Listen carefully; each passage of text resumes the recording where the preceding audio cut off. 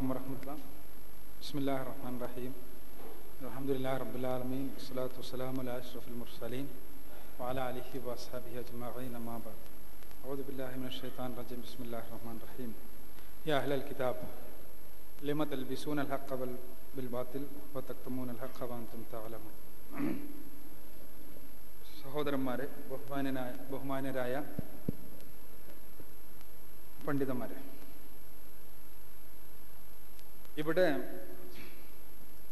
നമ്മുടെ വിഷയം, സംവാദത്തിന് വേണ്ടി തിരഞ്ഞെടുത്തിട്ടുള്ള വിഷയം ബൈബിളിൻ്റെയും ഖുർആനിൻ്റെയും ദൈവികതയാണ്. എത്രത്തോളം ബൈബിൾ ദൈവികമാണ്, എത്രത്തോളം ഖുർആൻ ദൈവികമാണ്, ഖുർആൻ ദൈവികമാണ് എന്നതിന് ഇസ്ലാമിൻ്റെ അടുത്തുള്ള തെളിവെന്താണ്, ബൈബിൾ ദൈവികമല്ല എന്ന് മുസ്ലിങ്ങൾ എന്തുകൊണ്ട് വിശ്വസിക്കുന്നു തുടങ്ങിയ കാര്യങ്ങളാണ് ഈ വിഷയത്തിൻ്റെ തലക്കെട്ടിന് കീഴിൽ വരിക എന്ന് വിചാരിച്ചത് കൊണ്ടാണ്, മനസ്സിലാക്കിയത് കൊണ്ടാണ് ഈ വിഷയത്തിൽ ഖുർആനിൻ്റെ ദൈവികതയെക്കുറിച്ചുള്ള കാര്യങ്ങളും അതോടൊപ്പം തന്നെ എന്തുകൊണ്ട് ബൈബിൾ അവിശ്വസനീയമായി എനിക്ക് അനുഭവപ്പെടുന്നു എന്ന കാര്യങ്ങൾ ഞാൻ വിശദീകരിച്ചു. വിഷയം ക്രൈസ്തവ ദർശനത്തിലെയും ഇസ്ലാമിലെയും ദൈവസങ്കല്പമായിരുന്നുവെങ്കിൽ ബഹുമാനനായ ഫാദർ ഇവിടെ സൂചിപ്പിച്ചതുപോലെ ഇസ്ലാമിലെ ദൈവസങ്കല്പത്തെക്കുറിച്ച് നമുക്ക് ചർച്ച ചെയ്യാമായിരുന്നു. ഇവിടെ വിഷയം ഇതായതുകൊണ്ടാണ് ഒരു 45 മിനിറ്റിൽ ഒതുങ്ങി നിന്നുകൊണ്ട് എല്ലാ കാര്യങ്ങളും കൂടി ചർച്ച ചെയ്യാൻ സാധ്യമല്ലല്ലോ. ഖുർആൻ ദൈവികമാണ് എന്ന് ഞാൻ വിശ്വസിക്കുന്നു, അതിന് കാരണം എന്താണ്? ബൈബിൾ ദൈവികമല്ല എന്ന് ഞാൻ വിശ്വസിക്കുന്നു, അതിന് കാരണം എന്താണ് എന്ന് ഞാൻ വിശദീകരിച്ചു.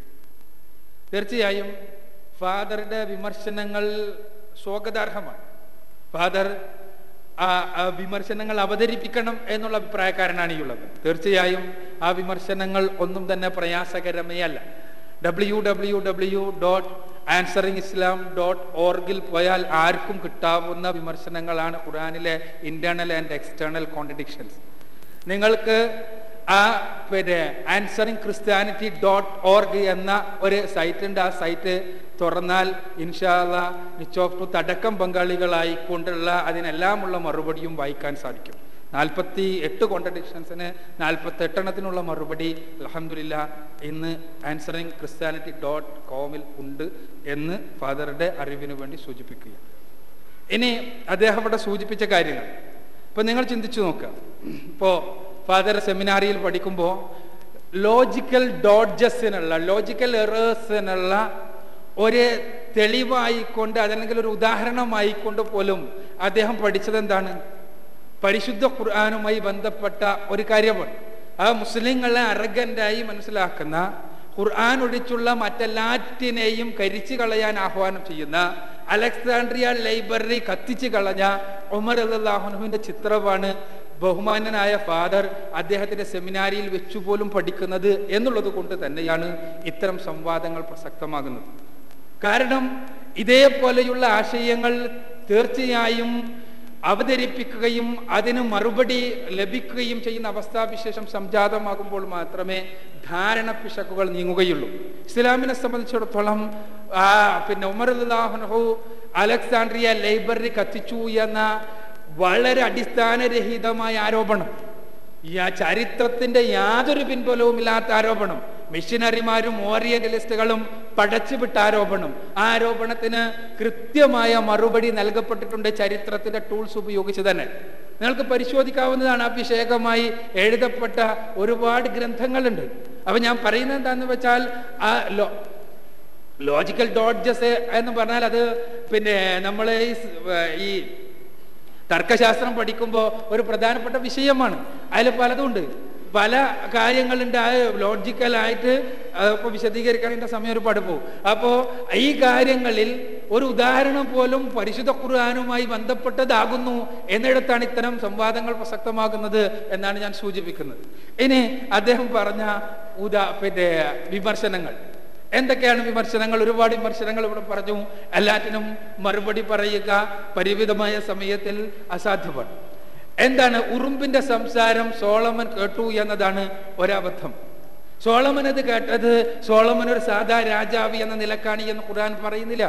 സോളമനുള്ള അമാനുഷിക ദൃഷ്ടാന്തമാണത്.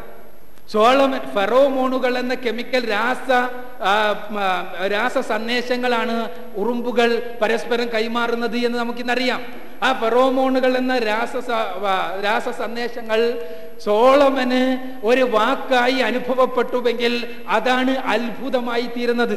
സോളമൻ ഒരു ഗവേഷണം നടത്തി ഫെറോമോണുകൾ എന്ന രാസ സന്ദേശം അത് പഠിച്ച് മനസ്സിലാക്കിയിട്ട് ആ രാസ സന്ദേശം വായിച്ചെടുക്കുക എന്ന് പറഞ്ഞാൽ ആ അത്ഭുതമല്ല. ഇന്ന് നമുക്ക് ഫെറോമോണുകളിൽ പലതും വായിച്ചെടുക്കാൻ സാധിക്കും. അതൊരു അത്ഭുതമല്ല. അതെന്താണ്? ശാസ്ത്രീയമായ ഒരു കണ്ടുപിടുത്താണ്. അതേസമയം ഒരു ഉറുമ്പ് മറ്റേ ഉറുമ്പിന് മറ്റു മനുഷ്യർക്കൊന്നും കേൾക്കാൻ സാധ്യമല്ലാത്ത വിധത്തിൽ തികച്ചും രാസപരമായി നൽകുന്ന ഒരു സന്ദേശം സോളമന് തന്റെ കാതിലൂടെ കേൾക്കാൻ കഴിയുന്നു എന്നതാണ് അവിടെയുള്ള അത്ഭുതം. അതാണ് ഖുർആനിന്റെയും അത്ഭുതം. രണ്ടാമത്തെ പ്രശ്നം 7 ആകാശങ്ങളുള്ളതാണ്. അതിൽ തന്നെ ബഹുമാനായ ഫാദർ പറഞ്ഞപ്പോൾ തന്നെ അതിന് മറുപടിയുമായി. എന്താന്ന് വെച്ചാൽ 7 ആകാശങ്ങളെ കുറിച്ച് ഖുർആൻ പറയുന്നുണ്ട്. ഖുർആൻ 71-ാമത്തെ അധ്യായം സൂറത്തുൻ നൂഹിലെ 15-ാമത്തെ വചനത്തിൽ കൃത്യമായി പറഞ്ഞിട്ടുണ്ട്, ഒന്നിനു പുറകെ ഒന്നായുള്ള 7 ആകാശങ്ങളുണ്ട്. 7 ആകാശങ്ങളുണ്ട്. 7 ആകാശങ്ങളുണ്ട് എന്ന് പറയുമ്പോൾ അത് നിഷേധിക്കണമെങ്കിൽ നമുക്ക് 1-ാം ആകാശത്തെ കുറിച്ചെങ്കിലും അറിവുണ്ടാകണം. ഖുർആൻ പറയുന്നത് എന്താണ്? അതിൽ 1-ാമത്തെ ആകാശത്തിലാണ് നക്ഷത്രങ്ങളെ കൊണ്ട് അലങ്കരിച്ചിട്ടുള്ളത് എന്നാണ്. ഇന്ന് നമുക്ക് 30,000 കോടി ഗാലക്സികളെയാണ് എണ്ണാൻ കഴിഞ്ഞിട്ടുള്ളത്. 30,000 കോടി ഗാലക്സികൾ. ആ ഓരോ ഗാലക്സിയിലും 10,000 കോടിയോളം നക്ഷത്രങ്ങളുണ്ട്. ഈ 10,000 കോടിയോളം നക്ഷത്രങ്ങൾ നമ്മുടെ ഗാലക്സിയാണ് മിൽക്കി വേ ഗാലക്സി. ഈ മിൽക്കി വേ ഗാലക്സിയിലെ 10,000 കോടി നക്ഷത്രങ്ങളിൽ ഒരു നക്ഷത്രമായ സൂര്യന് ചുറ്റും ചുറ്റിത്തിരിയുന്ന 10-ൽ കുറയാത്ത ഗ്രഹങ്ങളിൽ ഒന്നായ ഭൂമിയിലെ ദശലക്ഷക്കണക്കിന് ജൈവവർഗങ്ങളിൽ ഒന്നായ ഹോമോസാപ്പിയൻ എന്ന ഞാൻ ഈ ഭൂമിയിൽ നിന്നുകൊണ്ട് പറയുകയാണ്, ഇല്ല കേട്ടോ, 7 ആകാശങ്ങളില്ല. ഖഗോള ശാസ്ത്രജ്ഞന് പറയാനുള്ളത് ഈ 30,000 കോടി ഗാലക്സിയില്ലേ, അത് യഥാർത്ഥ പ്രപഞ്ചത്തിന്റെ 10% വരുമോ എന്ന സംശയമാണ് എന്ന് ഖഗോള ശാസ്ത്രജ്ഞന് പറയാനുള്ളത് അതാണ്. കാരണം ഇത് യഥാർത്ഥത്തിലുള്ള പ്രപഞ്ചം കണ്ടെത്താൻ നമുക്ക് കഴിയുമോ എന്ന് തന്നെ സംശയത്തിലാണ്. കാരണം പ്രപഞ്ചം വികസിച്ചു കൊണ്ടിരിക്കുന്നു. അതുകൊണ്ട് തന്നെ നമ്മളിൽ നിന്ന് പ്രകാശത്തിനോട് അടുത്ത പ്രവേഗത്തിൽ അകന്നുകൊണ്ടിരിക്കുന്ന നക്ഷത്രക്കൂട്ടങ്ങൾ ഉണ്ടാകും. അവയെ ഒരിക്കലും നമുക്ക് കണ്ടെത്താൻ സാധ്യമല്ല എന്ന്. അപ്പൊ ചുരുക്കത്തിൽ ഇന്ന് നമ്മൾ കണ്ടെത്തിയിട്ടുള്ള പ്രപഞ്ചം 1-ാം ആകാശത്തിന്റെ 10% വരുമോ എന്ന സംശയത്തിലാണ് ഖഗോള ശാസ്ത്രജ്ഞന്മാർ. ഖുർആനിൽ പറയുന്ന ബാക്കി 6 ആകാശങ്ങൾ നമുക്കൊരിക്കലും കണ്ടുപിടിക്കാൻ സാധ്യമല്ല. പടച്ച തമ്പുരാന്റെ സൃഷ്ടി രഹസ്യമാണത് എന്നാണ് എനിക്ക് സൂചിപ്പിക്കാനുള്ളത്. ഈ രൂപത്തിൽ തന്നെയാണ് എല്ലാ കാര്യങ്ങളും. എത്ര മാലാഖമാരാണ് സഞ്ചരിച്ചതാണ് ബഹുമാന്യനായ ഫാദറുടെ കയ്യിലുണ്ട് പരിശുദ്ധ ഖുർആന്റെ പരിഭാഷ. ഇതിലെ ഈ വിമർശിച്ച ഭാഗം നിർത്തി വായിച്ചു നോക്കിയാൽ തന്നെ ഫാദർക്ക് മനസ്സിലാവും. ഖുർആനിലെ 19-ാമത്തെ അധ്യായത്തില് സൂറത്തു മറിയത്തിലെ 20 മുതൽക്കുള്ള വചനങ്ങൾ എടുത്തുദ്ധരിച്ചിട്ടും, അതേപോലെ തന്നെ 3-ാമത്തെ അധ്യായം സൂറത്ത് ആൽ ഇംറാനിലെ 42-45 വചനങ്ങൾ എടുത്തുദ്ധരിച്ചുകൊണ്ടാണ് ആൻസറിങ് ഇസ്ലാമിന്റെ ടീം അതിൽ വൈരുദ്ധ്യം കണ്ടെത്തിയിട്ടുള്ളത്. അദ്ദേഹത്തിന്റെ കയ്യിലുള്ള ഖുർആന്റെ പരിഭാഷയിൽ ഈ വചനങ്ങളൊന്ന് വായിച്ചു നോക്കിയാൽ മതി, സംഗതി മനസ്സിലാകും. എന്താന്ന് വെച്ചാൽ ആദ്യം സൂറത്ത് അൽ ഇംറാനിൽ 3-ാമത്തെ അധ്യായത്തിൽ പറയുന്നത് വരാനിരിക്കുന്ന കുഞ്ഞിനെ കുറിച്ച് സന്തോഷ വാർത്ത അറിയിക്കാൻ വേണ്ടി കടന്നു ചെന്ന മാലാഖമാരെ കുറിച്ചാണ്.